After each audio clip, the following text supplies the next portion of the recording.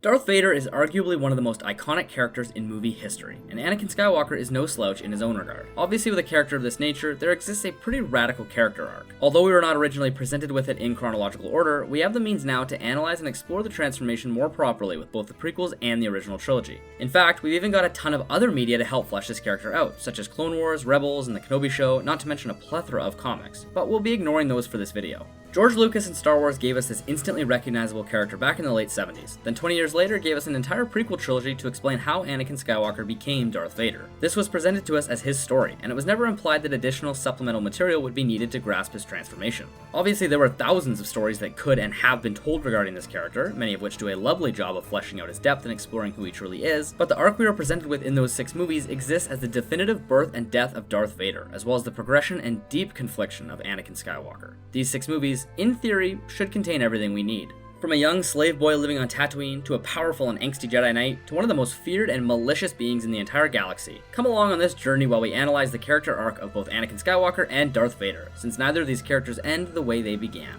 Episode 1 opens, well, not on Tatooine, but we get there soon enough and meet young Annie, a 9-year-old boy born a slave living with his mother, Shmi. Immediately we are shown his talent in building and inventing, working on his own pod racer and introducing us to his latest creation, C-3PO, human-cyborg relations. Although at times it can be a touch difficult to truly decipher because of the directing, it does seem as though right from the jump we're shown this boy is special well beyond his years in the way he talks and acts. And that only grows more apparent when we learn of his conception, which consisted of his mother becoming pregnant seemingly out of thin air. Anakin is fatherless. It is heavily theorized within the movie that midichlorians, a microscopic life form that resides within all living cells that has direct ties to one's ability to utilize the Force, actually conceived Anakin. His midichlorian count is far higher than any life form ever tested. Not even Yoda's 18,000 per cell count rival Anakin's roughly 20,000. Clearly the young boy is someone special, and Qui-Gon realizes this is not a child who should be born, live his life, and die in slavery. In fact, he reckons he could even be the chosen one, which revolves around a vague prophecy in which the right Force wielder will one day bring peace and balance to the Force. Just before winning a very dangerous pod race in the pod racer he himself built, Qui-Gon in this movie's script plays some very weird and overly complicated gymnastics to ensure that, if Annie were to win, he would be released from slavery and Qui-Gon would take him to the Jedi Council to be considered for official Jedi training. The pair then travel to Coruscant alongside Naboo Queen Padme Amidala and Qui-Gon's present Padawan Obi-Wan Kenobi, 2 of the people who will play the largest and most impactful role in the young boy's life going forward. Although Obi-Wan shows him very little special attention, he forms a bit of an odd older sister-younger brother relationship with Padme that, while cute, is a bit odd considering what comes next. Qui-Gon attempts to have the Jedi train Anakin, but curiously, the Jedi Council outright denies Qui-Gon's request. They do not want Anakin trained as a Jedi, namely citing how he is much older than their typical new recruits and how jam-packed full of fear and anger the boy seems to be. None of which is outwardly shown, though clearly they are correct in their assessment. While taking his trials, Anakin is told by Yoda how afraid of losing his mother he seems. When Anakin fairly questions why that's relevant, Yoda says, "Fear is the path to the dark side. Fear leads to anger. Anger leads to hate. Hate leads to suffering." Because of this and his age, it does make a bit of sense as to why he was denied, even with how silly that may seem, particularly given his innate proclivity towards the Force. Allowing this unlimited potential, unlimited fear and anger boy to just go back into the world unguided, however, seems like they're simply begging for the birth of a new Sith. But thankfully, after denying his entrance, Qui-Gon just says he's gonna take him on anyways. He declares Obi-Wan more than ready to face the trials to becoming a true Jedi, and thus he will no longer be his Padawan, and therefore he can take on Anakin as his new apprentice. For some reason, the Jedi Council reluctantly agrees, perhaps given how important this seems to be to such an esteemed and respected master in Qui-Gon Jinn. But then Qui-Gon dies at the hands of Darth Maul, a death quickly avenged by Obi-Wan Kenobi. Because of the immense respect and love Obi-Wan had for his former master, he swears to take on Anakin as his new apprentice, and that's how we leave the Phantom Menace. We open to Episode 2, Attack of the Clones, seeing that Anakin and Obi-Wan have clearly grown incredibly close. 9 years old in Episode 1, Anakin is now 20 years of age and is starting to live up to his immense potential, though he has become somewhat of a difficult student for his master to handle. Stubborn, extremely arrogant, and quick to question Obi-Wan's authority, the respect he has for his master is never lost, but his belief in his own superiority is something he wears on his sleeve at all times. The pair reunite with Padme for the first time since Episode 1, and through his clunky dialogue and nerve-wracked appearance, we see just how much love Anakin still has for Padme. It has grown tenfold since the last time he saw her, and he can speak or think of little else through the first chunk of this movie other than her. He and Obi-Wan are tasked to watch over her, as there is an active assassination attempt on her in the works. While they protect her, Anakin has several conversations with her, most of which end in her becoming visibly uncomfortable due to his continued advances, sometimes even resulting in her outright saying, "I'm uncomfortable." He vents to her rather loudly in regards to his new master's treatment of him, highlighting his personality traits I mentioned earlier and really showcasing his immaturity, since even while trying to win over the girl of his dreams, he is still quick to lambaste his master's slow and critical teaching of him. He just can't keep his feelings inside. Eventually, this plot progresses into Anakin and Padme journeying by themselves back to her home planet of Naboo, where she will be safest. They seek refuge by the lakeside, and their love very quickly blossoms. It appears as though her rejection of his advances were, at least in part, due to how she'd always thought of him, the 9-year-old boy she met back on Tatooine. It is also mentioned throughout that it is highly frowned upon for a senator to be romantically involved with a Jedi, and it is always stated that it is forbidden for Jedi to marry due to their rules on love and attachment. While their love is growing dramatically, Anakin, who had been having nightmares and horrible premonitions regarding his mother's safety, finally decides he's had enough and declares he has to go back and check in on her on Tatooine. Padme decides to accompany him. It turns out she'd been captured by Tusken Raiders a few weeks back and was now considered dead. Anakin tracks her down and miraculously finds her, and he holds her in his arms as she takes her dying breath. Overwhelmed with grief and anger, Anakin slaughters every single Tusken Raider in the camp. The men, the women, and the children. Tuskens aren't quite human, but from my perspective they are a step above, say, animals. Although Anakin wasn't slaughtering babies screaming for their mom and begging for him to stop, he was in fact committing a horrific genocide on an intelligent species. Through his trauma, it's at least understandable, but it speaks highly of his inability to control his emotions and his capacity for atrocities. Padme seems relatively nonplussed by this news, standing by Anakin and helping him grieve his mother before the pair race off to rescue Obi-Wan, who had been captured on nearby Geonosis. While there, Obi-Wan and Anakin engage in a fight with ex-Jedi turned Sith Count Dooku, someone who is supposedly exceedingly strong in the Force. Obi-Wan says they should take him together, but Anakin recklessly sprints at Dooku himself and is quickly hit with Force lightning and rendered incapable of fighting, all within mere seconds. Anakin not only ignores his master, but he thinks of himself as far, far stronger than he truly is and also severely underestimates his opponent. He does soon rescue his master after Obi-Wan was injured and taken to the ground, lightsaberless, so we do see his love for his master and his strength and skill. He then holds his own far better with Dooku, but it could easily be said that Dooku was holding back, since he cuts Anakin's whole damn arm off and contents himself with just leaving the Jedi beaten and injured rather than truly finishing them off before Yoda comes and Dooku flees. I think it is important to note the power levels here for what comes in the next movie. Dooku is clearly Anakin's superior. This movie ends with Anakin and Padme becoming married in secret back on Naboo, but before we move on to episode 3, there is one major element I'd like to go over. There's one additional character not named Padme or Obi-Wan who play a large role in his life, Chancellor Palpatine.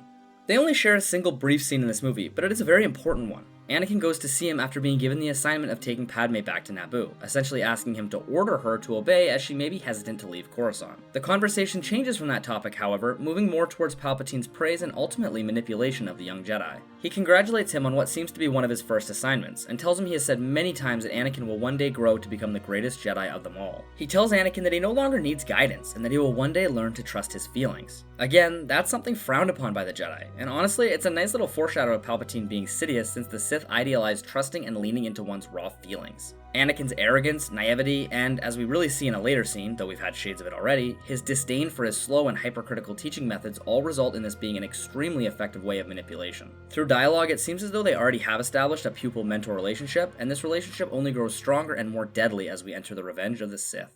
Revenge of the Sith cold opens in a great way. A Star Wars! That's the name of the movie! And we see more of Anakin and Obi-Wan's playful and familiar relationship, but with a lot less of Episode 2's angst and desire to prove himself. This is an Anakin very much coming into his own power-wise, and that is exemplified quite well by how masterfully he solos Count Dooku. He and Obi-Wan are on a mission to rescue the Chancellor who has been captured by General Grievous, when the two Jedi meet with Dooku once again. Obi-Wan is removed from the fight, and we see Anakin and Count Dooku engage each other. While the Chancellor watches on silently and calmly, Anakin cuts off both of Dooku's hands, deftly catching Dooku's own red lightsaber, which creates a very nice little image to show his eventual conflict with the light and dark side of the Force. The Chancellor tells him to kill Dooku, but Anakin says no, it's not the Jedi way. Palpatine persists, and very easily sways Anakin to do what he wishes. The Chancellor understands Anakin well. He knows Anakin likely wants his powerful enemy dead, and he knows Anakin does not share the same reservations towards killing as the other Jedi do. Though he says he regrets what he did, he sure does not allow it to affect him much going forward. Before they escape, they come across an unconscious Obi-Wan, whom the Chancellor says to leave.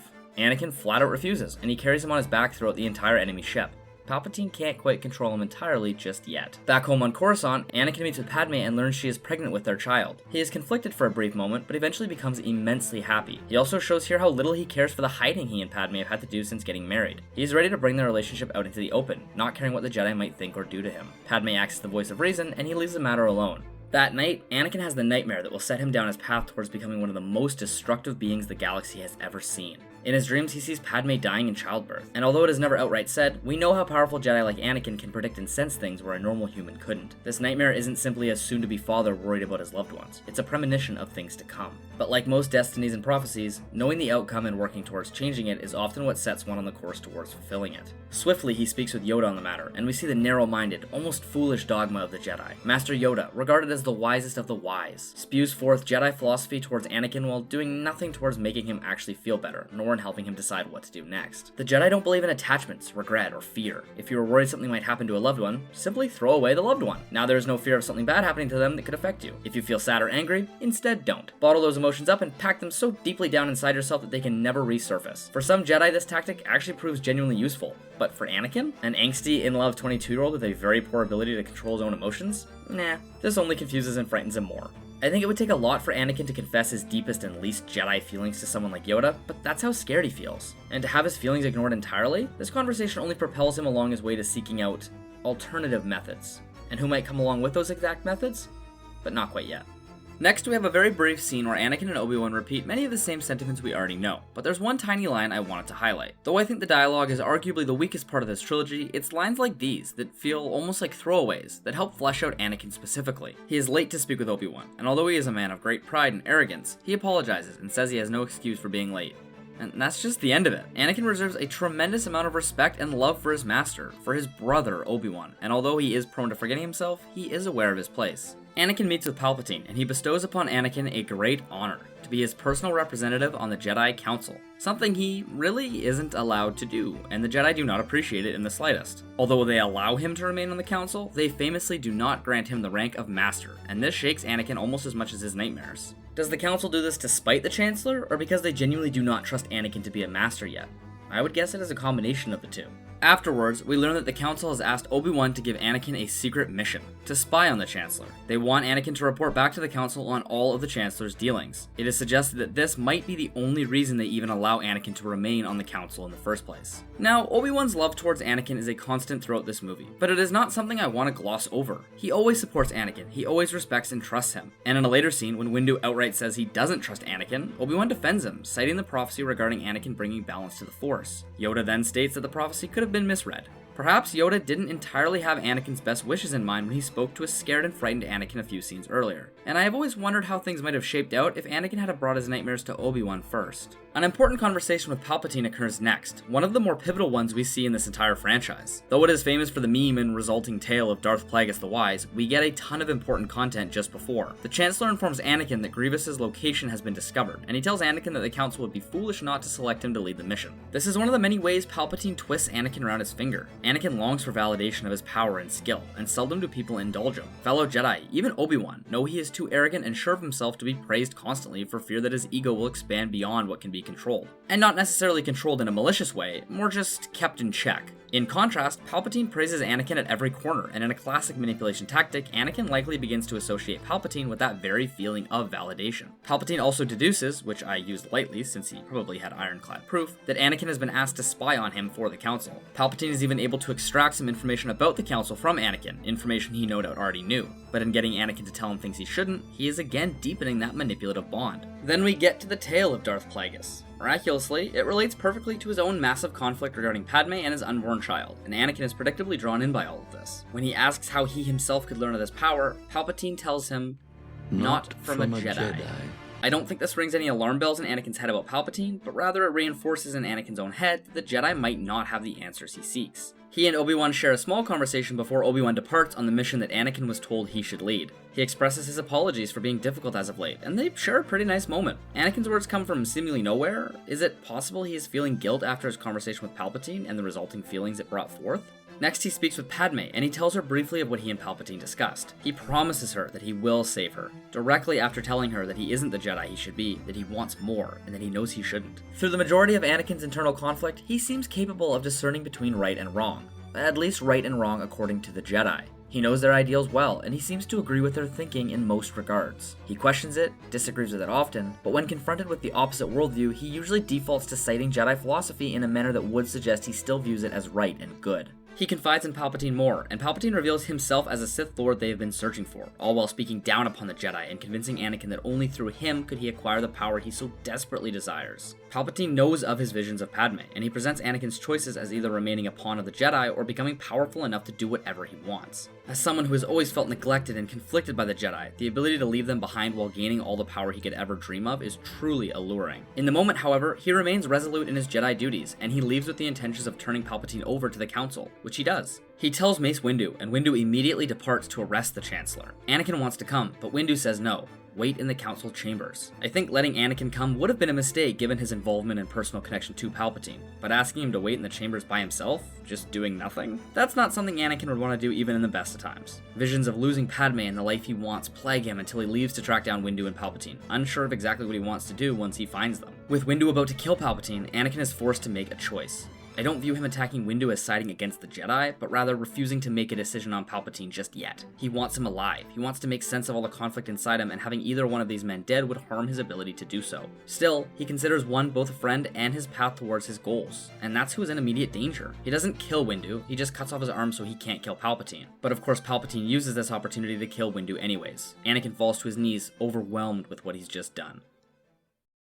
There have been some decent leaps in logic throughout this trilogy, such as Anakin believing Palpatine can save Padme with zero proof. But here, where he vows to serve Palpatine and essentially agrees to become wholly evil, is where his transformation loses me a bit. Anakin has always been a bit dark, a bit emotional, but he's never been evil. He cares about people, and he believes in the Jedi fighting to protect them. I don't think they do a good enough job of convincing us that Anakin would go to Mustafar and kill everyone there, and then go to the Jedi Temple and kill all of the younglings. Again, just at the vague promise that he can save Padme and become powerful beyond his wildest wishes. When I word it like that, however, with how emotional he is and the expectations he puts on himself, maybe this is just enough. In my eyes, however, I maintain that the very brief amount of time that passes between him cutting off Windu's hand and him murdering younglings needed to be expanded on and explored. Though once he commits to the dark side, the movie does a great job of showing us just how far gone he is, how he can't be reasoned with, how he has become set down his new path and nothing will dissuade him. Not Obi-Wan, not even Padme. Which actually is kinda strange. Does he get sucked in by the promise of more power, a promise he is likely starting to already feel as he strikes down everything in his path? Well, maybe. But I don't think he would be so intoxicated by the dark side that he would so easily give up the very thing that set him down this path in the first place, that being Padme. Now, he doesn't outright kill her and move on, but when she says she can't be with him anymore, and that she can't follow him down this path, it doesn't really affect him much. Doesn't really do anything to sway him. Maybe that's because at that very moment, he sees Obi-Wan looking very disapprovingly at him. We never see a moment where Anakin turns on Obi-Wan specifically though, and I really think we needed that. Throughout this entire movie, we see Anakin express his love for Obi-Wan, through both his words and his actions. He takes responsibility for his mistakes, he apologizes for his transgressions, they share sweet moments. Palpatine spends a lot of time convincing Anakin that the Jedi are against him. But Obi-Wan? Obi-Wan has often been the exception for Anakin. The last chunk of this video has consisted of a lot of differing points of view.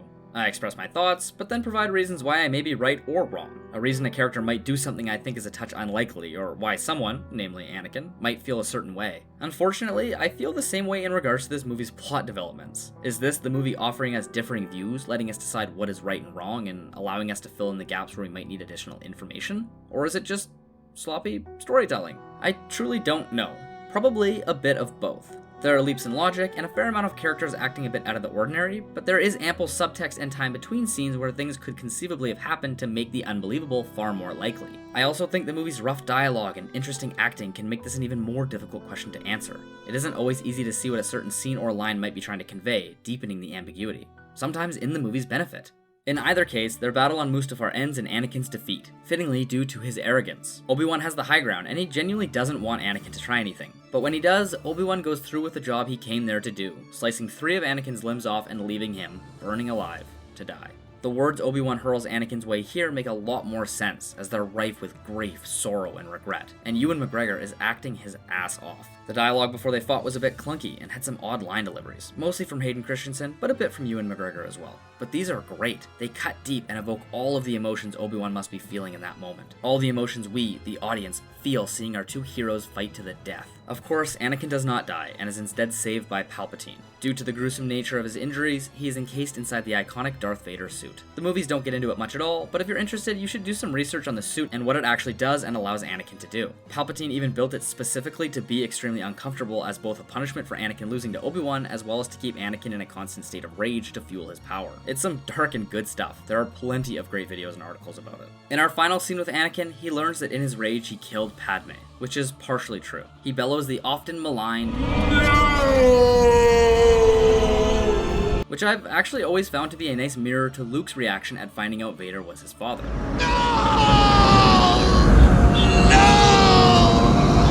And that concludes Anakin's transformation into Darth Vader, and this is where the vast brunt of Anakin's development comes in as well. With more than 3 times the screen time and a more consistent approach towards genuine development in the prequels, Vader's transformation back to a good guy is a lot simpler to go over, though we'll still handle it the same way we did for the first 3. Before we move on to episode 4 though, I'm curious what you guys think. How did you feel Anakin's transformation was handled, specifically in episode 3? I wonder if episode 1 through 3 had come out first and the world had no idea who Darth Vader was or who Anakin was destined to become. How would general audiences have viewed this transformation? The original trilogy focuses a bit more on showing us who Darth Vader is, as opposed to showing us a character changing his ways. These movies did come out first after all, and Luke is clearly our main character, not Vader. That was part of what made him so fun and scary when these movies first came out. The mystery. That very mystery birthed the whole prequel trilogy, and you could argue it even made way for the entire expansive universe of Star Wars itself. But as I said, here Luke is our main character, not Anakin. Vader's redemption and betrayal of the dark side is played more as a success for Luke rather than growth and heroism for Vader, though it is both of those things as well. In either case, expect this portion of the video to focus more on how Vader is presented and shown to us as opposed to how each scene and conversation changes him as a person. Episode 4 opens with Vader being a badass bitch. Entering through the fog amidst an absolute sea of white, his towering dark black suit combined with the breathing noises and one of the many iconic scores swelling as he surveys the dead rebels at his feet set the stage for what Vader is. Powerful, in command, and really cool. With no dialogue in this first scene, this also presents the mystery of Vader as an important aspect of his character, though he does speak in the next scene as he physically chokes out a rebel. James Earl Jones does a disgustingly good job with this role, and David Prowse deserves similar praise acting as the man in the suit. In the following scene, we see him speak briefly with a captured Leia, and I love what follows. After seeing him choke a man to death and just in general appear scary as shit, we now see his intelligence and leadership. Countless men flock to him with questions and updates, and not only does this show how much command he has over them, but his responses, measured, calculated, impassioned, show that he has far more going for him than just his imposing exterior. Vader remains badass, now force choking one of his own men for disrespecting him. Tarkin tells him to stand down, and surprisingly Vader does, immediately and calmly. In my eyes, this helps set the scene for Vader having a true boss in Palpatine, where if we spent this whole movie watching Vader call the shots non-stop and do whatever the hell he pleases, it might make Palpatine's introduction as his master seem a bit out of place. We learn more about how the Force exists in this world, spoken of as an ancient religion observed by absolutely no one save for Vader himself, which I've always found fascinating. The choice to set this entire trilogy after a bunch of cool and radical shit went down has always been a very intriguing one. In a world-building sense, it's excellent, and if they invented Star Wars with hopes it would eventually grow into the massive extended universe it is today, then well done. But it is always funny when certain media choose to set their timeline just after a bunch of interesting stuff has already occurred, as opposed to during it. Vader tries his hand at scaring Leia into giving him some information, and after failing, Tarkin suggests they blow her home planet of Alderaan to smithereens. Vader shows absolutely no apprehensions towards this plan of mass genocide, and although other media often portrays Vader to be a more overt piece of destructive evil, let's not kid ourselves in regards to our original one. He is very much still the ruthless, tyrannical killing machine we've grown to love so much. After Vader spends the majority of this movie engaging in scheming and politics with Tarkin and his other higher-up crew members, Obi-Wan, Luke, and the gang find themselves aboard the Death Star, and Vader absolutely pieces out to find the man he's been after for nearly 2 decades, but not before informing Tarkin of his thoughts and intentions. Tarkin's existence in this world has always been really interesting. Vader speaks to him as though he is an equal, but we later learn that isn't really true. He only listens to one person, the Emperor. Tarkin seems to have a more defined role within the Imperial military, firmly amongst the top, whereas Vader exists mostly outside of the chain of command, acting as Palpatine's right-hand man. Where this gets interesting, however, is how much respect Vader seems to give to Tarkin and no one else. He tells him of his thoughts and plans, he obeys his commands without dispute. Supplemental media fleshes this out tremendously and shows us that, yeah, they do in fact share a large level of mutual respect and view each other as intellectual equals, and I think these movies do a great job of conveying that same feeling. Anyways, after this brief chat with Tarkin, we don't actually see Vader again until he comes face to face with his former master. And yeah, this lightsaber duel, the very first one in the franchise, gets made fun of a fair bit. Mechanically and visually, it's slow, clunky, boring. But story-wise, it's perfectly fine. You can feel the tension in the drama, and through some dialogue that is also clunky, this was written by George Lucas after all, we learn a tiny bit about his relationship with Obi-Wan. This fight doesn't exactly feel like the giant, grand, dramatic convergence of two of the Force's strongest soldiers with tons of heartache, betrayal, and lost love on either side. But for the purposes of Anakin's narrative, it serves its purpose fine, particularly when looked at through the lens of... oh, yeah. This movie came out like 20 years before Revenge of the Sith had even been thought of. That's why I, and many other people, often find prequels to be a tough sell. You're either written into a creative corner, where the characters and story have to conclude in a certain way, or you end up taking some liberties and mess up what came before it in the process. Episode 3 really suffers from that last one. Having Yoda vaguely, kinda, sorta, not even totally lose to Sidious, and then just running away into exile because that's where he is for the original trilogy. Giving Luke to his family, who share the fucking Skywalker name in an effort to hide him from Vader. Especially with that 19-year gap between episode 3 and 4, I really don't know why that movie made almost every character go right to where they start episode 4. People can spend those 19 years doing other things before cozily settling into their episode 4 starting points, just a random amount of time before the movie starts. Later on, while Luke and the rebels begin their assault on the Death Star, Vader himself gets into a TIE fighter to try and take them down. This makes sense for his character, that he would want to go out and take care of things himself instead of sending others off to do his bidding, and it's a neat way to have him survive the destruction of the Death Star. Also sets up his proficiency as a pilot nicely. We love when Star Wars gives its characters unique personality traits. Vader notes that the Force is strong with Luke before Luke sends that Death Star up in flames, and that ends episode 4. Not much in the way of progression for Vader, but this movie isn't trying to do that at all. Instead, they do an excellent job of showing us who Vader is in this universe and establishing him as the main antagonist. Episode 5 opens with an extended scene of the rebels on Hoth. A few small but great scenes of Vader are spliced in, such as one where he deduces the rebels are in fact on Hoth after his crew believe it to be unlikely, which Vader likely figured out due to his attunement with the Force, and then a really cool Vader scene where he is unveiled from a weird spherical pod, deepening the mythos of this strange Imperial leader, before he force chokes one of his own admirals through a video screen for making a foolish tactical decision as they approached Hoth. As he force chokes this man to death, he casually gives new orders to the man next to him. Remember in episode 4 when he force choked this guy? He does the hand thing, but right before he releases him, he shows us that he doesn't need to do that. Here, he shows us that he can even carry out a conversation while he does it to someone who isn't even in the same room. Didn't know I could choke you through the TV, did you? But I can. That's just good force choking development. Good stuff. Just as our heroes escape, we see Vader enter the wreckage of their old base, which is so cool. This whole opening quarter of the movie is great. A little bit later, we see Vader again, and remember that spherical pod he emerged from earlier? We see him in it again, only this time we get a shot of his helmet being lowered onto his severely disfigured head. And if you thought this deep in the lore of Vader, just wait until he has his first on-screen chat with Palps. From his ardor to speak with him quickly and clearly, to his opening words being, "What is thy bidding, my master?" it is abundantly clear that this is the only man in the universe that Vader answers to. This has got to be the conversation between villains that contains the best amalgamation of voices ever. Because damn, James Earl Jones and Ian McDiarmid have such amazing evil villain voices while sounding entirely different and distinct. They both acknowledge they have felt tremors in the Force, and Palpatine says it is from Luke Skywalker, the son of Anakin Skywalker. Though we think that Anakin is dead at this point, killed by Vader himself, as this is what Obi-Wan told Luke in episode 4. Vader refuses to believe it, and quickly suggests they try to turn Luke to the dark side. I think already he does not want to have to kill Luke. And in retrospect, this is probably the first moment we get a glimmer of humanity out of Vader. This is where you could argue Vader begins to undergo his transformation, even if it is a very small moment. Vader then convenes a panel of bounty hunters to track down the Millennium Falcon and bring back our heroes alive. Then he kills another one of his men, this time Captain Needa. He does accept his apology posthumously though, which is nice. Apology accepted, Captain Needa.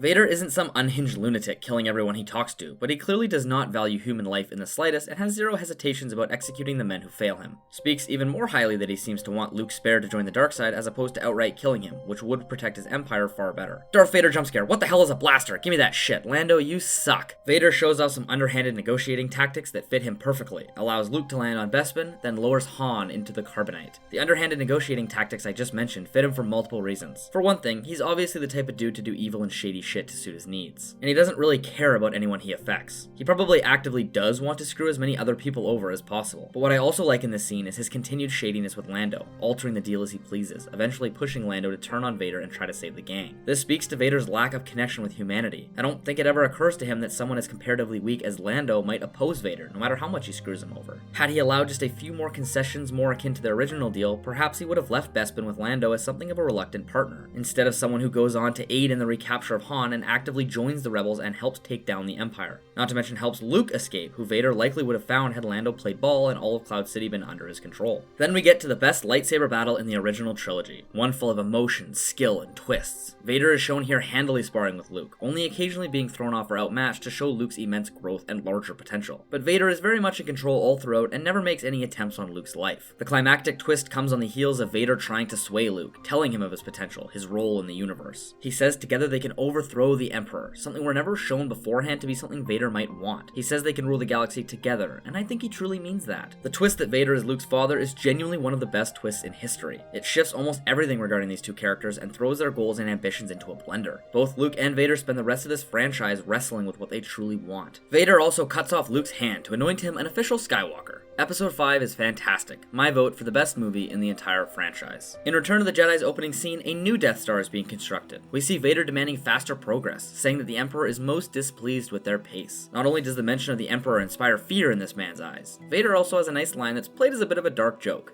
The Emperor is not as forgiving as I am. I think that's also this movie telling us that however evil, cruel, and maniacal Vader might be, Palpatine is worse. This gives us a great reason to root for Vader's redemption, and it gives us a new antagonist to focus our hate on. A brief scene with Palpatine shows us Vader still wants to find Luke, and a later scene with Palpatine again has Vader saying the exact same thing as he does in Episode 5.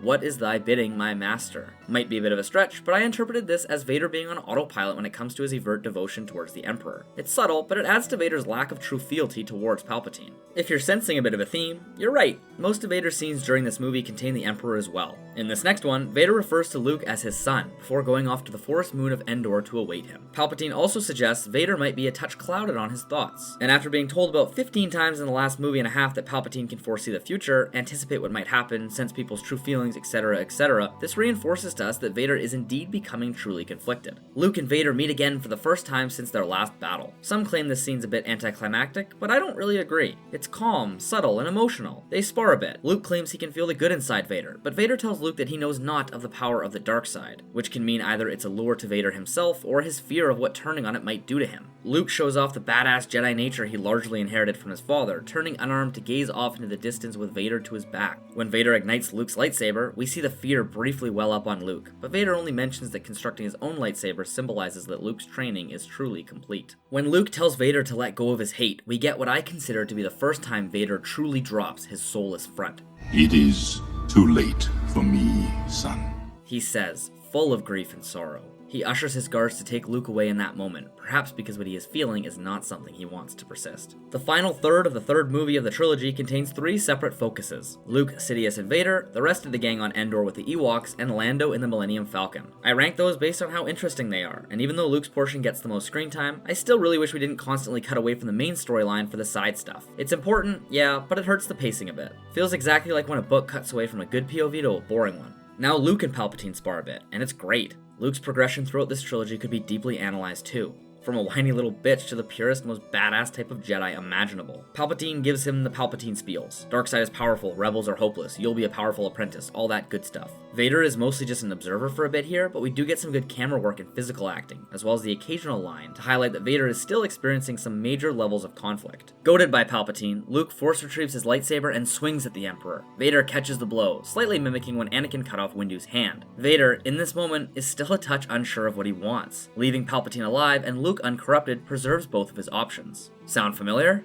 The two engage properly, appearing evenly matched now. The very first tempo shift we see goes in Luke's favor, as he Sparta kicks his father down a flight of stairs. Vader seems to be trying a lot harder than he was on Bespin, likely for a few reasons. 1, he has to defend better to stay alive, something he likely didn't really need to worry about much last time. 2, he has to show to the Emperor that he's not holding back, and he likely trusts Luke has grown strong enough to withstand a portion of his power. Thirdly, much like with Luke, I think his rage and anger at his internal conflict is genuinely boiling over and causing him to fight furiously. He also very well might be forcing himself to remain committed to the dark side, a small part of him wanting Luke destroyed so he doesn't have the option of redeeming himself. Almost the exact opposite of what I said might be going through his mind when he stopped Luke from striking down Palpatine. There are a lot of ways to interpret practically all of Vader's decisions within this film. As the fight thickens and crescendos, Luke cuts off Vader's hand, because no one's allowed to have hands in this family. Palpatine praises him, tells him to strike down his father, but he refuses. Looking at his hand, then his father's hand, and seeing that they both took the same one from each other.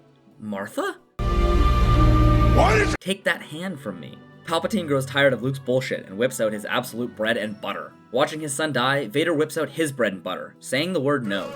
Lifting the Emperor into the air and cracking his back over his knee, I mean throwing him into a pit. That was a lot of jokes at once. Sorry, I'm making up for all the ones I didn't make during the prequels. Luke holds Vader in his arms as Vader rapidly succumbs to his injuries from absorbing Palpatine's Force lightning. He asks Luke to remove his helmet so he can gaze upon him with his own eyes. Then Vader tells him to go, to leave him behind. And when Mark Hamill says, "No, you're coming with me. I've got to save you," this is the first time all movie he delivers his lines like he did in episode 4, with that same wide-eyed, high-pitched naivety. He's grown oh so much, but watching his father die after sacrificing himself for him, he reverts back to that same young boy he was on Tatooine. God damn it, Mark Hamill is good in these movies. Vader tells Luke one last thing. He tells him he was right about him, and he says to tell his sister. Vader wanted to be remembered for the good in him, and I think he wanted his daughter and the world to know how pure, good, and just his son was. With his death, that marks the end of his journey, as well as ours. Thank you for coming along on this deep dive. I got the idea for this video after my Michael Scott one of the same premise performed so well and I had such an incredible time making it, but I never imagined this one would become so long and complex. Who would have ever thought that Anakin Skywalker becoming Darth Vader would be more layered and intricate than Michael Scott becoming Michael Scott? I hope you guys like this, and if you have any ideas for other characters to continue this series with, please let me know in the comments. I've got a lengthy list of people I'd love to attempt, but I'd also be just as open to reviewing and analyzing someone for the first time, someone I'd never even seen before instead. Thank you again for watching. Please consider subscribing if you like this content and want to support the channel, and take care. May the Force be with you. Is that a good way to end this video, or is that too on the nose? I'm releasing a Star Wars video on fucking Star Wars Day. I might as well put a hat on.